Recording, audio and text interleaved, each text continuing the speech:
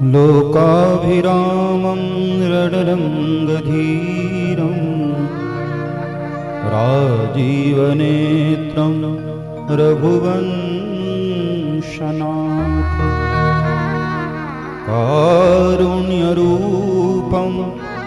करुणाकरन्तं श्रीरामचन्द्रं शरणं प्रपद्ये। मनोजवं मारुततुल्यवेगं जितेन्द्रियं बुद्धिमतां वरिष्ठं वातात्मजं वानरयूथमुख्यं श्रीरामदूतं शरणं प्रपद्ये। बोलिए श्री बालकृष्ण लाल की, श्री हनुमान जी महाराज की। हम सबका ये परम सौभाग्य है, पुरुषोत्तम मास के अवसर पर श्री धाम वृंदावन में श्री किशोरी जी के चरणों में बैठकर श्रीमद् भागवत ज्ञान यज्ञ का हम सब श्रवण और रसपान कर रहे हैं। व्यासपीठ पर विराजित पंडित श्री शिवम शुक्ला जी महाराज, जिनका बड़ा ही भाव और बड़ा ही प्रेम भरा आमंत्रण था, और आप सभी का भी भाव होगा, इसलिए ऐसा संयोग बन गया। जन्म जन्मांतर का पुण्य उदय होता है, भाग्योदयेन बहुजन्म समर्जितेन। जन्म जन्मांतर के पुण्य एकत्र होते हैं, जिससे प्रारब्ध बनता है, और वह अच्छा भी होता है, बुरा भी होता है। जो हम कर्म करते हैं, कर्म का एक सिद्धांत है, कुछ कर्मों का फल तो तुरंत मिल जाता है, कुछ कर्मों का फल थोड़े समय के बाद मिलता है, और कुछ ऐसे कर्म होते हैं जिनका फल सिंचित हो जाता है, जिसका प्रारब्ध बनता है, वो आने वाले जन्मों में हमको प्राप्त होता है। उसमें जो शुभ कर्म हैं, जो प्रारब्ध के रूप में एकत्र हुए थे, उन शुभ कर्मों का ये परिणाम होता है ऐसे धाम में आना और यहां श्रीमद् भागवतामृत का पान करना। तीर्थ में जाने का सबसे बड़ा लाभ यही है, वहां श्रवण करने को मिले। ठाकुर के दर्शनों से हमारी आंखें तो पवित्र हो जाती हैं, लेकिन श्रवण जब तक न करें तब तक हमारी अंतरात्मा तृप्त नहीं होती है। दृष्टि सदैव भगवान का दर्शन कर सकती है, लेकिन कानों को तो श्रवण करने को कभी कभी प्राप्त होता है। बहुजन्म समर्जितेन तब भाग्योदयेन, और भाग्योदयेन फिर सतसंगमम च लभते। अति हरि कृपा जाहि पर होई, पाव दे यही मार्ग सोई। दुनिया भर के तमाम कार्यों में हमारे मन को लगाना बड़ा सरल है, स्वतः लग जाता है, लेकिन भगवान की कथा की ओर हमारा मन आए, ये तो भगवान की बड़ी कृपा होती है। दुनिया का वैभव, सुख, संपदाएं हमारे पास हैं तो ये भगवान की कृपा है, लेकिन इन सब के बावजूद भगवान की कथा में हमारा मन लगे, यह कृपा नहीं, ये भगवान की अति कृपा होती है, विशेष कृपा होती है। अति हरि कृपा जाहि पर होई। तो भगवान की हम सब पर अनंत करुणा है। हम लोग श्रीधाम वृंदावन पधारे हैं, ब्रजवास एक दिन का भी मिले तो ये तो राधा रानी की बड़ी कृपा हो जाती है। 7 दिन ब्रजवास करने का अवसर मिले, उसका तो मैं क्या वर्णन करूं।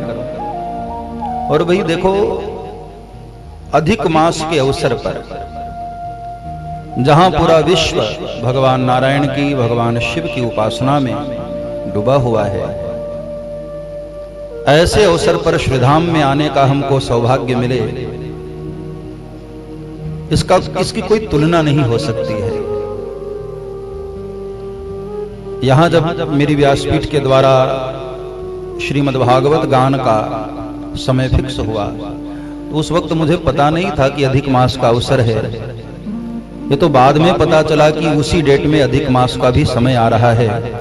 तो मेरे आंख में भाव के अश्रु आए कि ये सब गोविंद की कृपा है। उन्होंने अपने आप यह डेट ऐसे समय में रखी जब ठाकुर की बड़ी कृपा है। और हम सबके मध्य में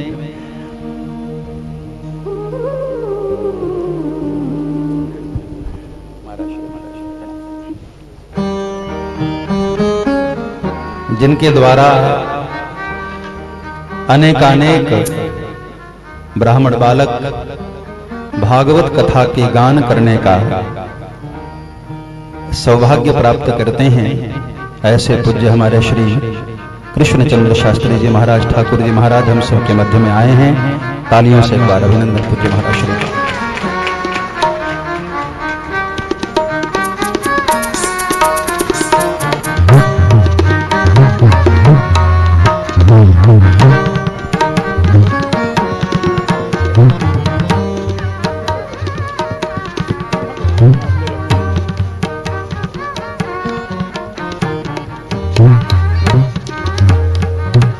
ये तो आज बड़ा ही सोने में सुहागा हो गया। पूज्य महाराज श्री भी अचानक हम सबके मध्य में दर्शन दे रहे हैं। ब्रज की भाषा में और ब्रज की महिमा जितनी अच्छी पूज्य महाराज श्री गाते हैं, हम सभी तो पुत्रवत स्वरूप हैं, बालक स्वरूप हैं आपके। और मैंने कई कथाएं जिस वक्त पूज्य ठाकुर जी महाराज बगैर संगीत के कथाओं की व्याख्यान करते थे, उस व्याख्यान को सुनने के लिए मुझे याद है मैं बहुत बालक था और बाल्यपन में पूज्य ठाकुर जी महाराज को मैंने कई बार श्रवण किया है। और सच बताऊं तो भागवत से प्रीति ही पूज्य ठाकुर जी महाराज की कृपा से ही हुई। मैंने तो अयोध्या में पढ़ाई की और अयोध्या में राम कथा की ही महिमा का मैंने श्रवण किया, अध्ययन किया।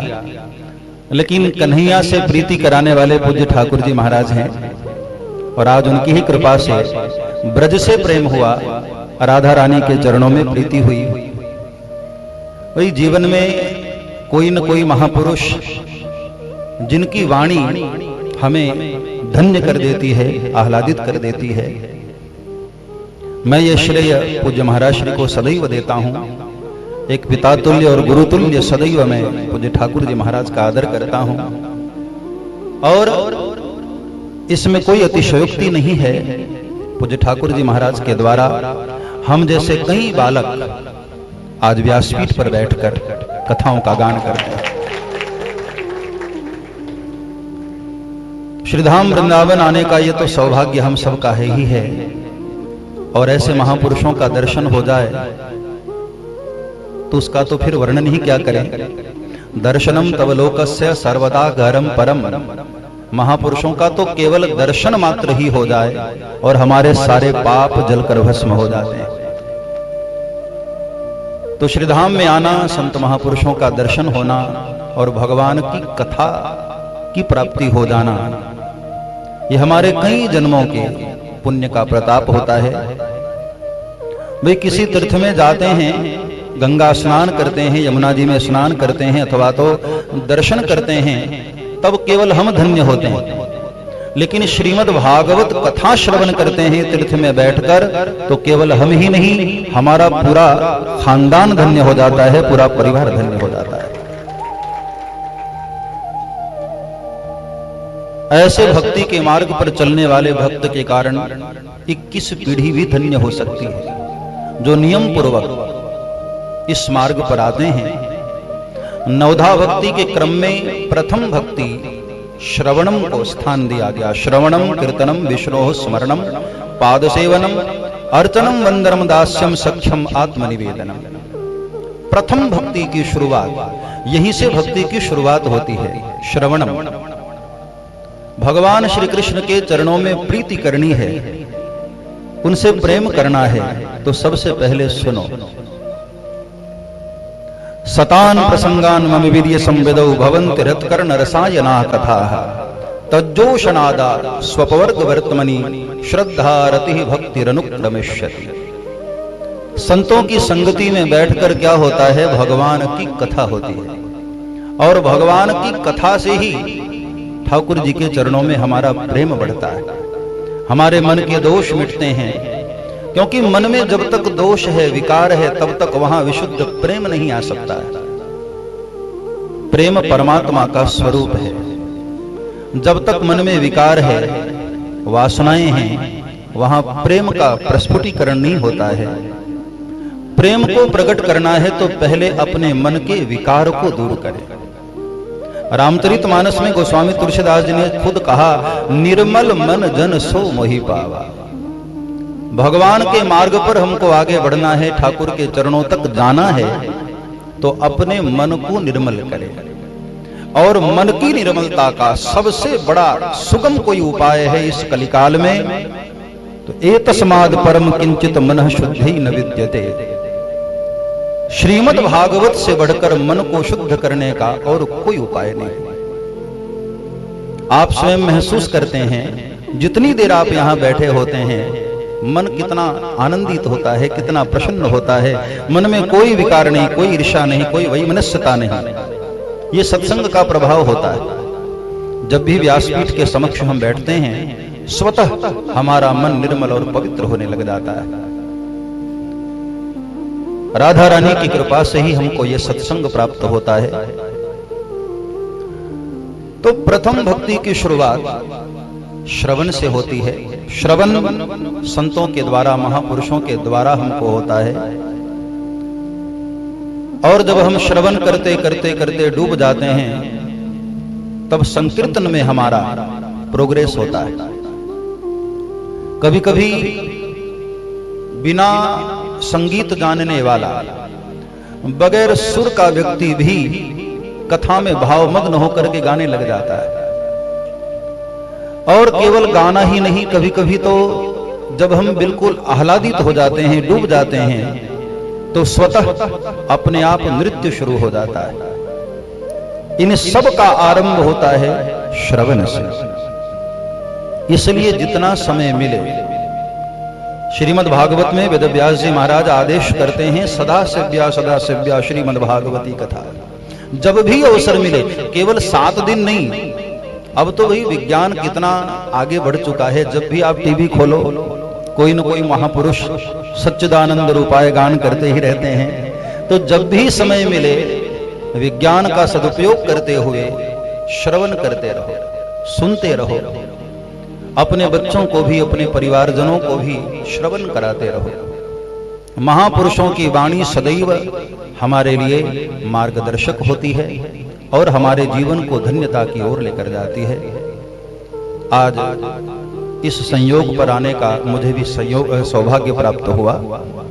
पूज्य व्यास जी महाराज को मैं प्रणाम करता हूँ और हमारे ठाकुर जी महाराज के चरणों में बार बार वंदन करते हुए मैं अपनी वाणी को विराम करता हूँ। आप सबके लिए मेरी शुभकामना है। राधा रानी के चरणों में आपकी प्रीति बनी रहे। जय श्री कृष्ण, जय श्री राम।